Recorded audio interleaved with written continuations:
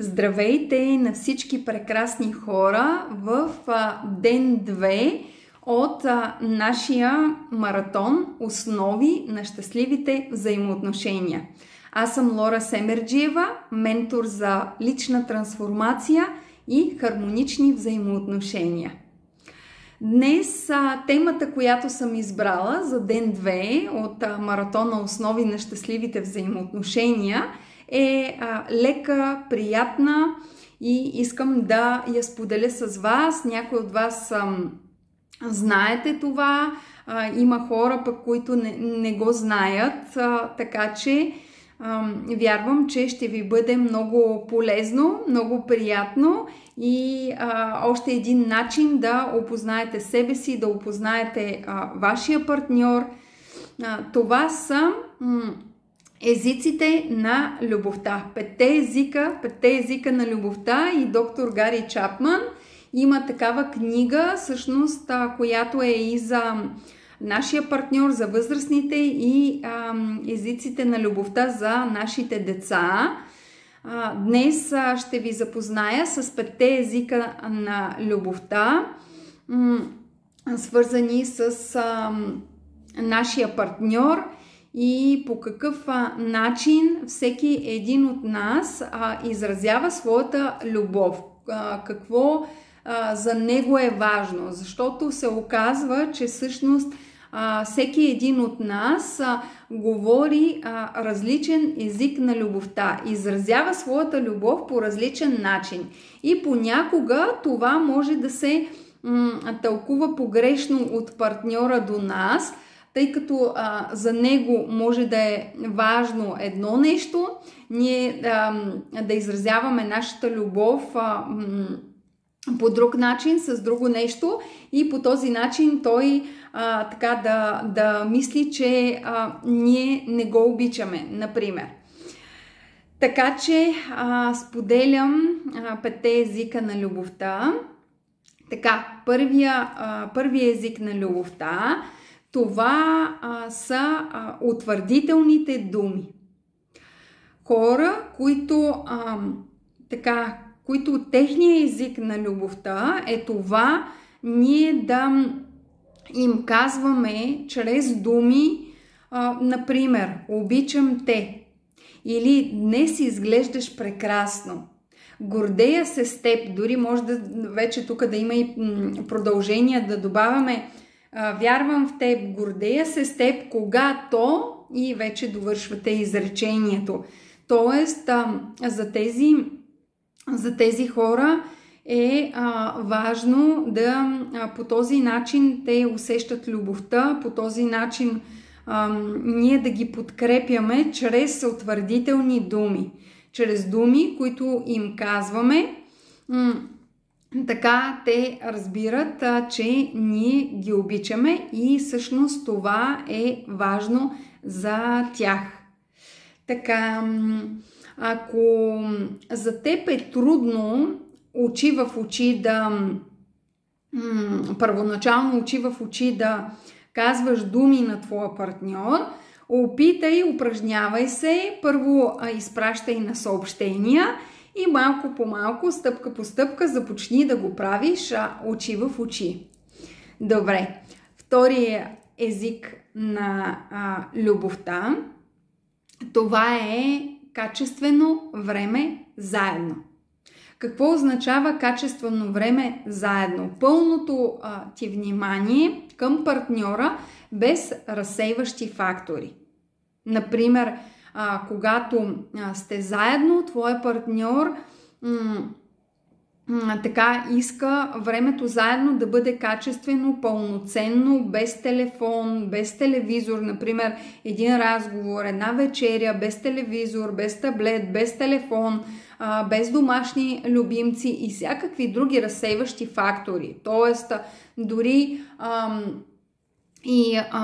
да седнете заедно и така да има едно пълноценно време, общуване, вечеря, без да правите и нещо друго в този момент. Това за партньора, който говори този език на любовта, е много важно. Пак подчертавам, нали, времето прекарано заедно да бъде единствено вие двамата. Също така пътуване заедно, прекарване на уикендите заедно или пък някакво общо хоби, което да имате заедно. Това е всъщност втория език на любовта. Качествено, пълноценно време заедно. Добре. Третия език на любовта, това са подаръците. За някои хора подаръците и тук не се включват само нали, големи подаръци, нещо скъпо. Тук може да бъдат и ръчно приготвени подаръци, може да бъдат подаръци с някаква символика, например сърце или нещо важно, като така, в което има символика.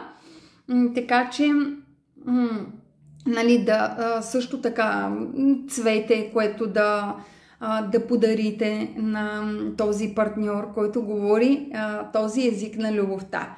Чрез подаръци,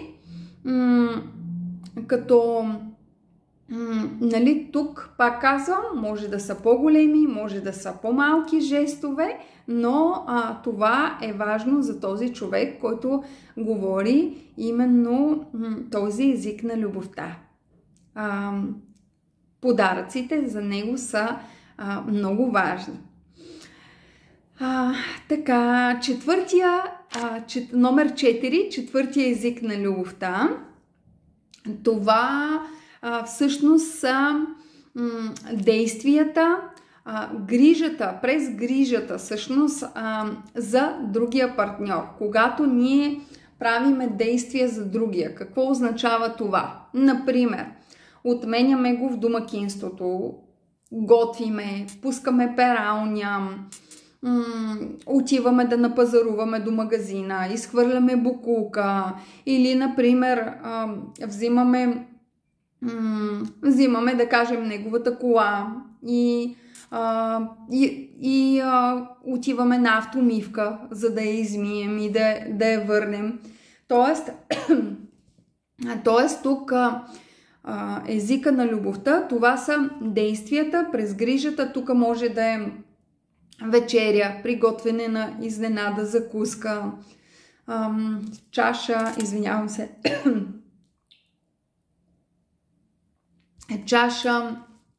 кафе, чаша чай, която да направим за партньора. Именно тези действия през грижата. Мисля, че става ясно за този език на любовта. Сега, последния език на любовта, това е физическия допир, докосването, гушкането, държането за ръце. Тук влиза и интимността, секса, които са важни за този партньор. Език на любовта през докосването. Така че, всъщност, това са 5 езика на любовта. Виждате, нали, всеки един е различен, като всъщност казва се, че всеки един от нас има два основни, два водещи езика на любовта.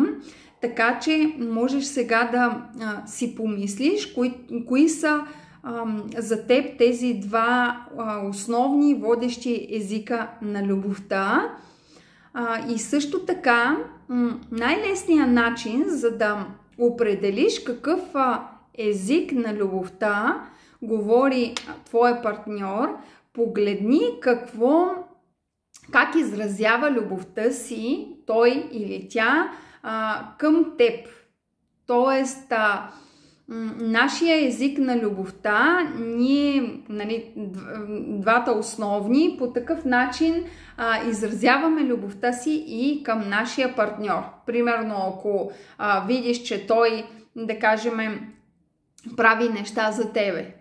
Готви вечеря, закуска, отива до магазина, действията тук и също така много често те докосва, иска да те държи за ръка, така че това са неговите или нейните два основни езика на любовта. По този начин може да определиш, да разбереш и разбира се също така може за хората, които са в момента в взаимоотношения, да споделиш на твоя партньор за езиците на любовта, да поговорите на тази тема, на кой какво му е приятно, какво му харесва, кой е неговия език на любовта.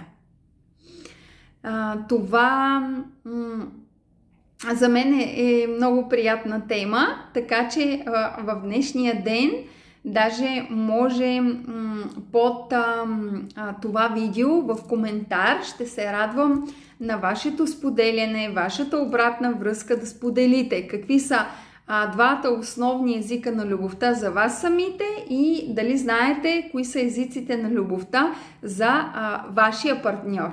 Напишете го в коментар. Благодаря на всички, които са тук, които участват активно, които споделят, защото всъщност споделянето в нашата Viber група, вашето споделяне, коментарите, всъщност това ще определи и насоката за нашата среща, която ще бъде наживо в сряда от 20 часа в Zoom. Тогава ще завършиме маратона, ще направиме групова среща с определена тематика, медитация, подарък и също така възможност за въпроси, за отговори въпроси от ваша страна и отговори от моя страна. Така че бъдете активни, напишете за тези, които все още не са го направили, намерението за маратона или какво в момента ви вълнува, какви предизвикателства, трудности имате в взаимоотношенията или във връзката с себе си. И ако в момента не сте в взаимоотношения, какви са били предизвикателствата и трудностите например, ако вземете последната връзка и взаимоотношения, бивши партньори, какво се повтаря като модел, забелязали ли сте, по какъв начин вие се чувствате. Така че това също е много важно. И разбира се, така завихреме една силна групова енергия, която на всеки един ще помогне за неговата лична трансформация и случване. Прекрасен ден или вечер желая на всички и до скоро, до утре в ден 3 от нашия маратон Основи на щастливите взаимоотношения.